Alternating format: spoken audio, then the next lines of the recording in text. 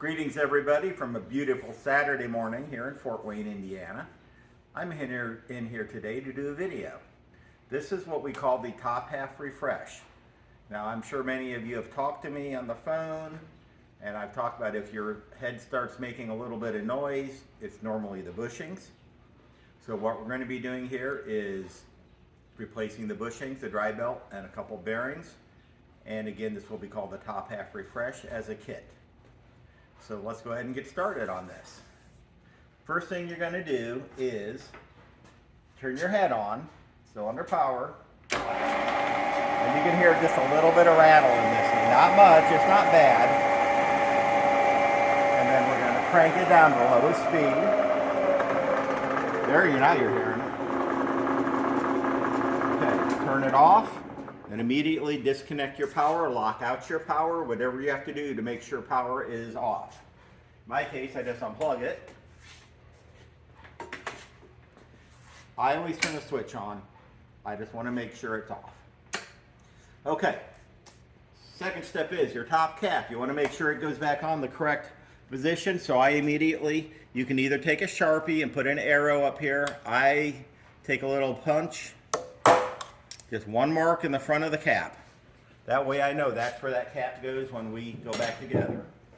So let's get started with our disassembly. First thing we'll do is take the bottom cap off on the back of your motor, underneath your motor. So you can see I have my tools laid out. And as everyone who's ever seen my videos knows, I'll end up needing more tools than what I have here. This is a 2 horsepower, so these screws should be 1032s. If you're taking apart a 1.5 horse, they will be 1024s. Screws out, take your cap off. I like to take it off and look at it. As you can see, this one's just dirty, but you're not seeing any pieces of bushing, no pieces of belt. It's just a dirty bottom cap. So take that off, set it aside. Again, this is the same procedure as a regular rebuild. You're going to take 2 of your screws, and what we're doing here is compressing the spring to make the rest of the disassembly much easier.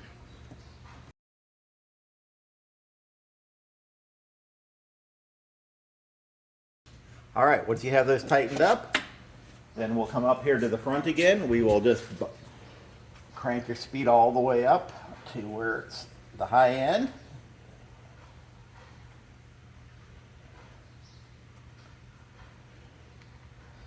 And you can now take either a bar or a long screwdriver.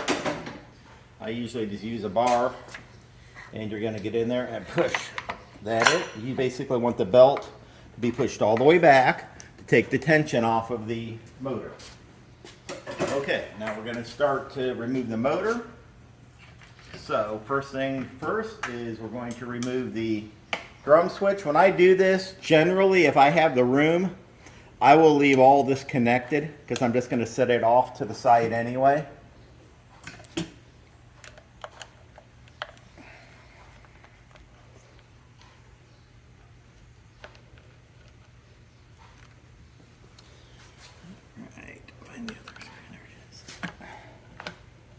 But there may be situations where you need to unhook it up here and or unhook it from the switch. You know, if you don't have a lot of room, if you got a tight fit, obviously this one's on my bench. This is a procedure that I do a lot inside customer shops. So, and when I do it in a shop, it's about, you know, I'll go with things prepared and I can do this thing in about an hour.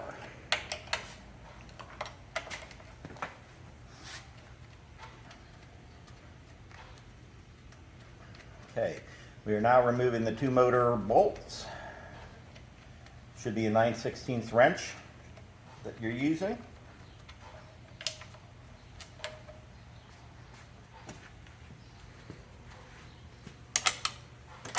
Because this isn't a complete rebuild, I'm just setting parts on my cart.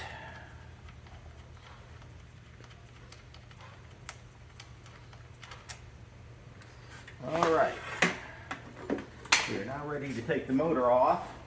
And this is kind of the most difficult part when you're doing one of these on site, because you're kind of standing on top of the head and, you know, but just remember, I'm 64 years old when we're doing this and I can still do it. So you young guys, no problem. So you take your motor, tip it back, lift it a little bit to where you can feel it go, the stationary disc kind of move. Then you can just rock this thing back. And you see how the belt's coming off. Take it off and see how that disc fell. All right. So there you go. So you can look and see how this it just falls. It's not horrible, but it's definitely got a little bit of play in it. So at this point, get your snap ring pliers. Take your disc off. Snap ring off. Take your disc off, and you see the black bushing, so we'll be rebuilding this. At this point, you can mic or check the size of your shaft and see if you got a lot of wear in it. So we'll do this one real quick. I'm just going to use a set of calipers. All right, so down here you can clearly see everything's good. This is a 2-horse, 1.178, 178, 178. So as you can see, while it appears to have a little score mark in it, it actually measures out fine.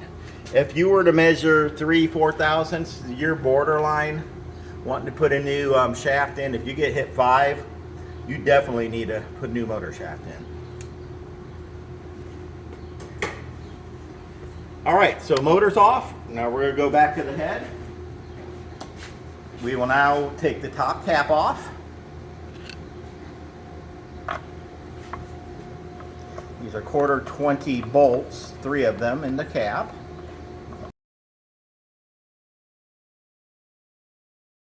Now you see how that just pulled right off? Normally you'd have to pry it off. So when I put this back together, I will probably ping the inside of this, which I'll have done, you know, before we do reassembly. Okay, so we have our top cap off. We're gonna have to pull the bearing off, so you just take a couple pry bars. Just get underneath the lip of each one. And pop it off. There we go.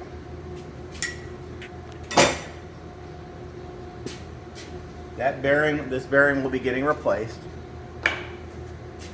Okay. While I get to this point, there are 2 socket head cap screws and shoulders in here that are for the tilt plate. I always remove those right away so that I don't forget. There you go. They're the pivot pins for the tilt plate.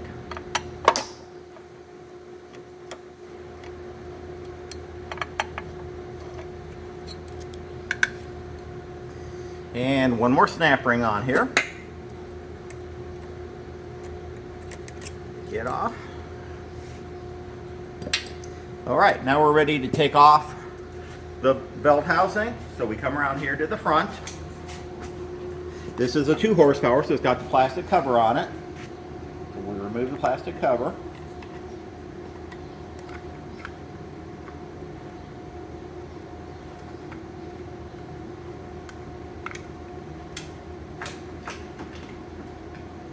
Next, all we're going to remove is the bottom 2 on the top, on the front plate. Bottom 2 cap screws.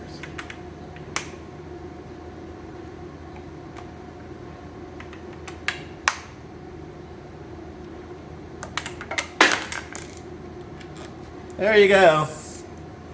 I dropped the tool like every video. Now there are going to be the 4 cap screws here on the top, and there should be one in the back, but to be blatantly honest, there are many times that one's not in there, but I believe it is here for this one.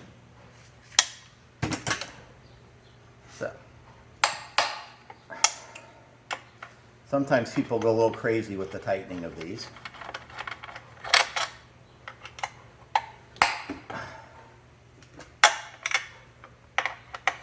When I do one of these on site, for some reason, I tend to make sure I keep track of where every bolt went, so I can put them back in the exact same holes they came out of.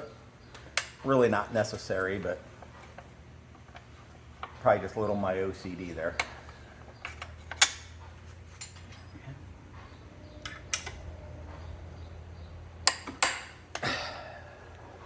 These actually weren't horribly tight.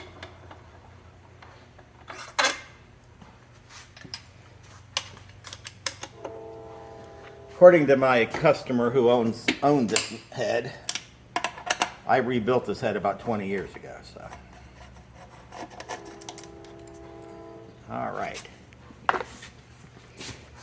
So at this point, you're ready to take the top belt housing off. If it's got pins in it, you're going to want to get a rubber mallet. And you can just tap right on the bottom of this. And see, sometimes it's very stiff, so you'll get a screwdriver in here, try to pull your pins up. This one is very, very tight. So I'm going to now say I did not rebuild this head.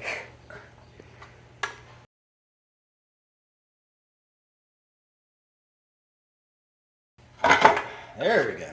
Now we got it out.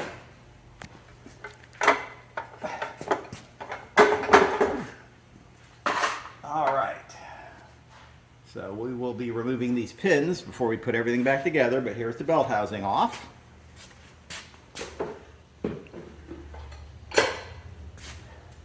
Next, you have the front disc, and you see the same thing. It just kind of plops down there. Take your drive belt out. So this is all the further we are going to take this thing apart. At this point, you're going to do your bushing rebuild. So if you look like here somewhere, you're going to see the link to the rebuild kit. Yeah, down there somewhere. On the bottom, Virginia will have the link to the rebuild kit for the bushings. Follow that procedure. Couple of notes. If you take your motor disc out and it's got a teal bushing in it, the black bushings don't work. You're either going to need to replace the disc or get the replacement teal bushing, which is difficult to work with. For the 2 horsepower, if you have a teal bushing and a horse and a half, you need a new disc. There are no replacement bushings for that. So at this point, we're going to get everything cleaned, prepped, and then we're going to get everything right back together. So give us about a second, because it'll just be blanking out and coming back. But this procedure normally for cleaning everything takes me about 20 minutes. Ready? Okay, welcome back everybody, and through the magic of video, we have our discs rebuilt.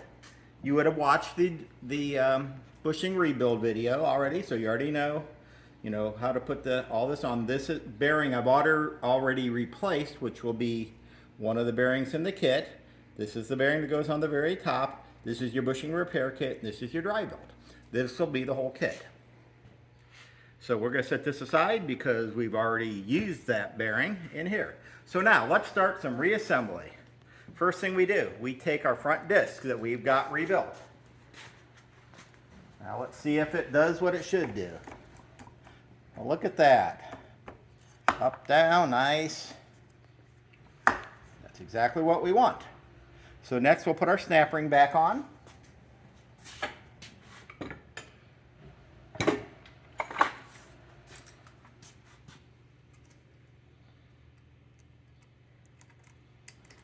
you go. Snap ring's on, slide that to the top. Take our drive belt. And I made this joke one time and people took me very seriously, but make sure you put your bearing on your belt on the right direction. I'm just very, let's say, a little picky about the numbers of a belt being standing the right side up. Okay, so now we have our belt on, we have our front disc on. We're now ready to put our belt housing back on. So let me walk over here and grab it real quick.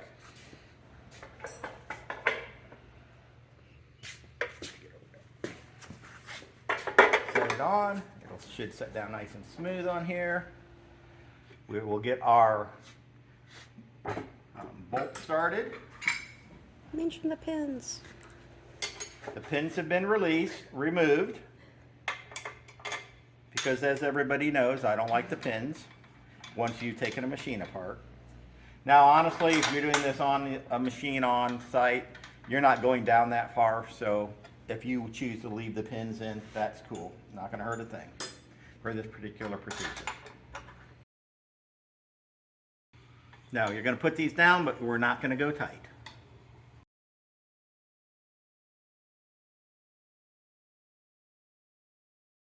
Now, the next step is something that tends to be, at least I tend to forget about it a lot. Put your screws and your pivot pins back in your tilt plate. So you're going to get up here, and you can actually see the holes lined up pretty good here. And you can do is kind of back that off just a little bit to let it drop. There you go, give yourself a little more room. I personally like a T-handled wrench here better. Get it in, get it started. Make sure it goes all the way tight. Don't have to go crazy, just tight. Again, some of you guys are younger than me and stronger than me, and you go crazy on these things. Just remember, you're putting this into an aluminum housing. All right, so that's in. So now I just take my belt, tuck it back again. You can put your two bottom bolts of your front cover back in. Again, we're not going to go in tight on anything yet, just get them in there. Okay, so everything's in there, everything's nice and loose. We are now going to put the top cap back on. So take your wavy washer. Now, I remember I told you I was going to ping this, so I already did that. Your wavy washer in there. Here's your upper bearing.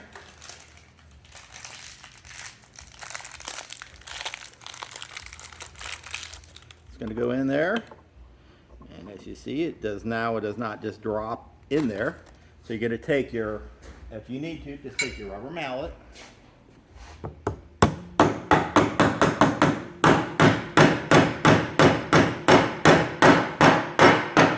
And you're hitting primarily on the outside. Get it flush, you're good, it'll push itself down. Now remember how I marked the front of this. So look for your mark, there's the front. It goes back on. Again, rubber mallet. Down a little bit. Right. Make sure we can move this a little bit. There we go.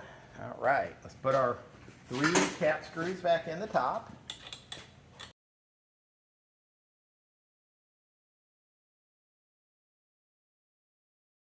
Okay, top cap is now on. Next, we're going to put our motor bearing disc that's been rebuilt back on your motor shaft. Get it started. Sometimes this cap will be a little bit stiff. The metal tangs sometimes don't like to line up as well, so you're just kind of do that a little bit, but you see how this is. That's exactly what you want to see. Snap ring back on the bottom of your shaft.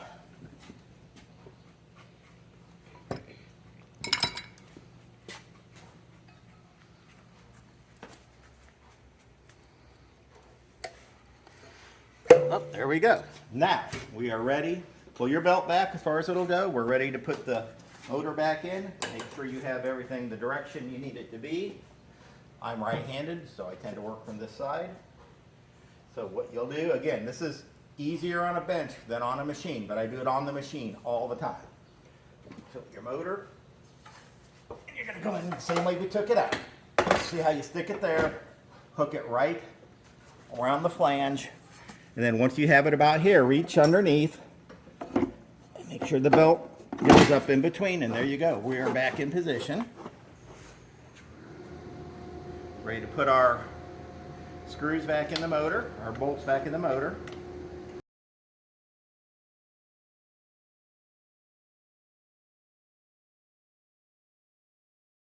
All right, we have the motor tightened back up again. I'm going to go ahead and, since my drum switch is just dangling here, I'm going to go ahead and put it back up.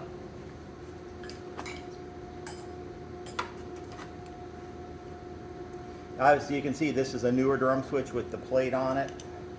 Most of you, I'm sure, have the originals, but same concept.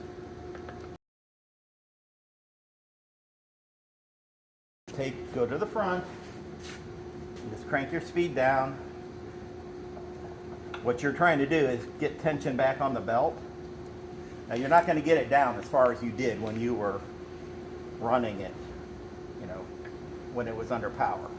But we're just trying to make it easier to remove the screws. All right, that's good enough.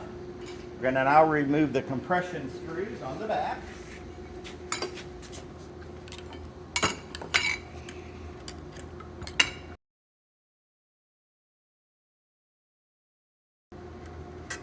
Okay, we put our bottom cap back on.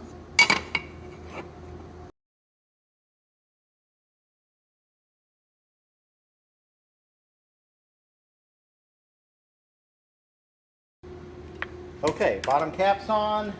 Now normally at this point I would have been putting that front plate back on, but as you can see, this dial doesn't look very good, so it will be getting replaced. Obviously you can figure out how to put your cap back on. But let's plug it in and see what we got. There you go, nice and quiet.